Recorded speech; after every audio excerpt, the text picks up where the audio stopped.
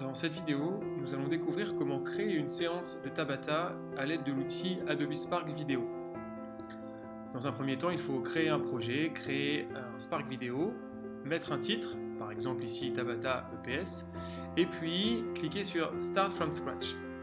Dans un premier temps, nous allons mettre un titre pour rappeler ce que nous allons faire, et puis nous allons ajouter une diapositive dont l'organisation, le layout, sera un split screen composé à gauche de toutes les consignes de sécurité et à droite de la vignette qui correspond à l'illustration du mouvement.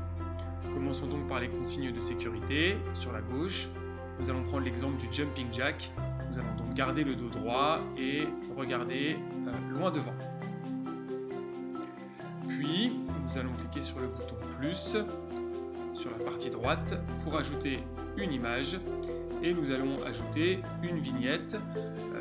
Toutes les vignettes et toutes les ressources seront disponibles en lien dans la description de la vidéo. Donc on sélectionne le jumping jack, on l'ajoute et ensuite il va s'agir de diminuer la taille de cette vignette qui est un petit peu trop grande.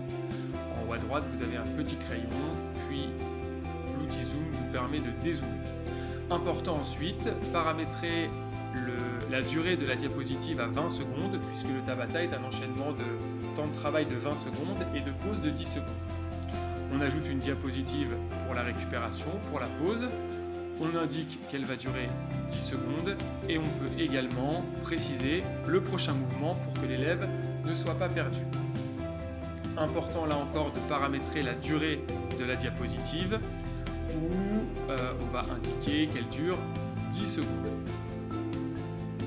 Il s'agit ensuite d'ajouter une musique à votre séance. On va donc dans le menu musique et puis on sélectionne une musique de l'ordinateur. Nous proposons dans la description de cette vidéo un lien de téléchargement de nombreuses pistes de Tabata. Le temps de chargement est assez rapide et vous pouvez maintenant reproduire l'opération pour les 8 mouvements que va comporter votre séance.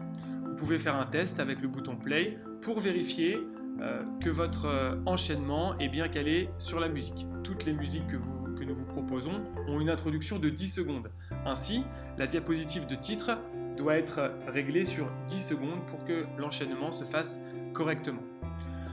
Enfin, il s'agit de télécharger votre vidéo avec l'outil Download qui vous permet de télécharger un fichier MP4 qui correspond à votre vidéo.